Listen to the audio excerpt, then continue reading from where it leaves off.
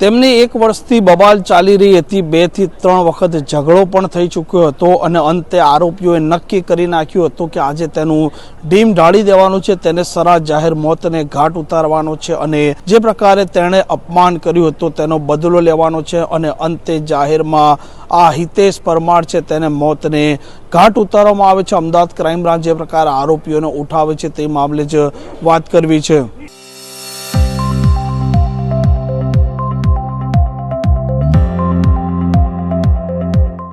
નમસ્કાર, આપ જોઈ રહ્યા છો હોટલાઇન ન્યૂઝ અને હું છું આપણી સાથે તોફિક ગાંચી। ગુજરાતમાં અનેક વખત કાયદો વ્યવસ્થાને અસામાજિક તત્વો પડકારતા હોય છે અને મોટા શહેરોની વાત કરો કે જિલ્લાઓની વાત કરો એવી ઘટનાઓ સામે આવતી હોય છે, જેમાં જે પ્રકારે આ લુખ્ખાઓ, આ ટપોરીઓ કોઈપણ પ્રકારની ઘટનાને અંજામ આપતા હોય છે તેનો ક્યાં વિડીયો બની જતો હોય છે, ક્યાં તે ઘટના સીસીટીવીમાં કેદ થાય છે। અને અમદાવાદના બહેરામપુરામાં પણ એક 19 વર્ષીય યુવાન છે જેનું નામ છે હિતેશ પરમાર, તેને સરા જાહેર મોતને ઘાટ ઉતારવા આવ્યો હતો અને આરોપીઓમાં એક કાયદાના સંઘર્ષમાં આવેલો આરોપી છે, જ્યારે અન્ય આરોપી છે જેનું નામ છે ગૌતમ ઉર્ફે અંડો। આ બંને આરોપીઓ છે તેને આ મૃતકના સાથે એક લાંબા સમયથી માથાકૂટ ચાલી રહી હતી, બબાલ ચાલી રહી હતી અને અંતે આરોપીઓએ નક્કી કરી નાખ્યું કે હિતેશ પરમાર છે તેને મોતને ઘાટ ઉતારવાનો છે। રાત્રિના 10 વાગે તેને ઊભો રાખવામાં આવે છે। તે જ દરમિયાન આ ગૌતમ છે તે હિતેશ પરમારના સાથે સંવાદ કરે છે, જ્યારે કાયદાના સંઘર્ષમાં આવેલો જે આરોપી છે તે તેને એક પછી એક ચક્કાના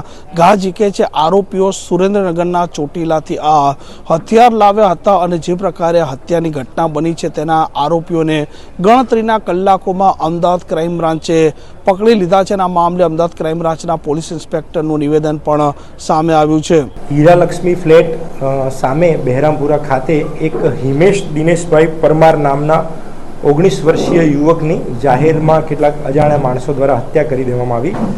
ગુનાની ગંભીરતાને ધ્યાને રાખી અને ક્રાઇમ બ્રાન્ચ દ્વારા તાત્કાલિક અલગ અલગ ટીમો બનાવી આ ગુનામાં કોણ કોણ સંડોવાયેલા છે તેમને શોધી અને પકડી પાડવા માટે પોતાના હ્યુમન રિસોર્સિસ અને ટેકનિકલ સોર્સને કામે લગાડવામાં આવેલ।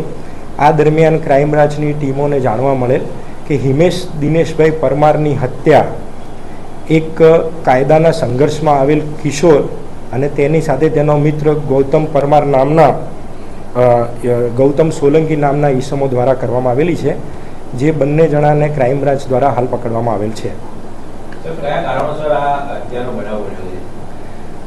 મરણ જનાર છે એ દૂધવાળી ચાલી બહેરામપુરા ખાતે રહેતો હોય અને આ કામના જે કાયદામાં સંઘર્ષમાં આવેલ કિશોર તથા તેની સાથેનો સહઆરોપી ગૌતમ સોલંકી છે એ આજુબાજુમાં જ રહેતા હોય, અવારનવાર ત્યાંથી જતા આવતા હતા અને પસાર થતા હતા।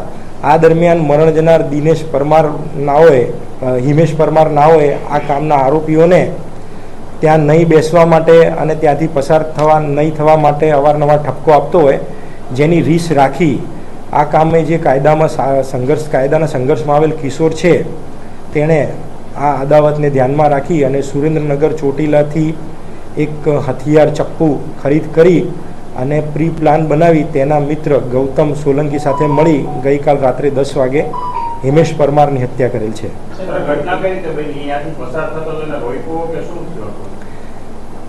જે મરણ જનાર છે હિમેશ, તે હિમેશ પોતાના ઘરેથી બહેરામપુરા હીરાલક્ષ્મી માર્કેટ પાસે પસાર થતો હોય ત્યારે આ કામના આરોપી ગૌતમ અને તેની સાથે કાયદાના સંઘર્ષમાં આવેલ કિશોર દ્વારા તેને ત્યાં રોકી તેને વાતોમાં રાખી અને સગીર જે યુવક છે તેણે હિમેશ પરમારને ઉપરા છાપરી છરીના 6 થી વધુ ઘા મારી તેનું મોત નિપજાવેલ છે। કેટલા સમય પહેલા આ સગીર અને મૃતકને માથાકૂટ થઈ હતી અને ત્યારબાદ કોણ ત્યાંથી રહેવા માટેથી નીકળી ગયું? જે આરોપી નંબર 2 છે ગૌતમ, એ ગૌતમ અગાઉ મરણ જનાર જે ચાલીમાં રહે છે તે જ ચાલીમાં ભાડે રહેતો હોય અને જે સગીર યુવક છે, કાયદાના સંઘર્ષમાં આવેલ જે યુવક છે તે ગૌતમનો ખાસ મિત્ર હોય, તે અવારનવાર તેના ઘરે ગૌતમને મળવા જતો હતો। આ દરમિયાન તેમને મરણ જનાર હિમેશ સાથે સામાન્ય બોલાચાલી થયેલી હતી। છેલ્લા 12 મહિનાથી તેમની વચ્ચે નાની મોટી માથાકૂટ થતી હતી અને બોલાચાલી થતી હતી, જેની અદાવત રાખી અને ગૌતમ પરમાર તથા કાયદાના સંઘર્ષમાં આવેલ કિશોરે આ બનાવને અંજામ આપેલ છે।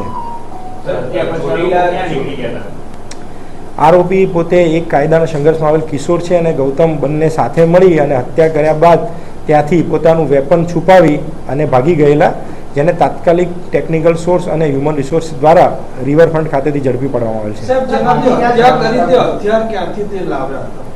હથિયાર તે આ કામનો જે આરોપી છે, કાયદાના સંઘર્ષમાં આવેલ કિશોર, તેણે આ ગુનાને અંજામ આપવા માટે હથિયાર જે છે એ સુરેન્દ્રનગરના ચોટીલાથી ખરીદ હોવાનું કબૂલાત કરેલ છે.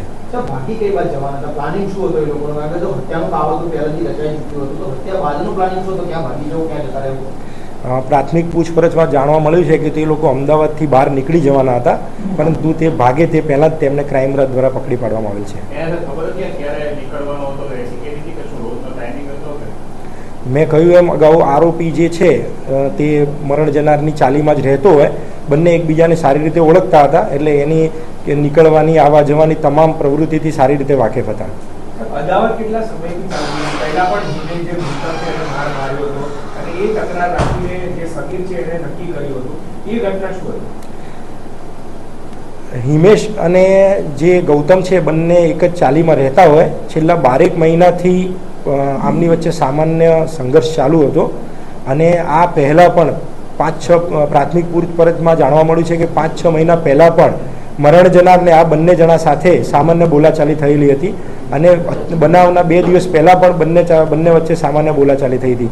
તથા ગઈકાલે 21 તારીખના રાત્રે 8-9 વાગ્યાના સુમારે પણ આ બંને જણા ત્યાંથી પસાર થતા હતા, ત્યારે મરણ જનારે આ બંને જણાને ટોકેલ હોય, જેથી તાત્કાલિક આવેશમાં આવી આ બંને જણાએ આ કૃત્યને અંજામ આપેલ છે.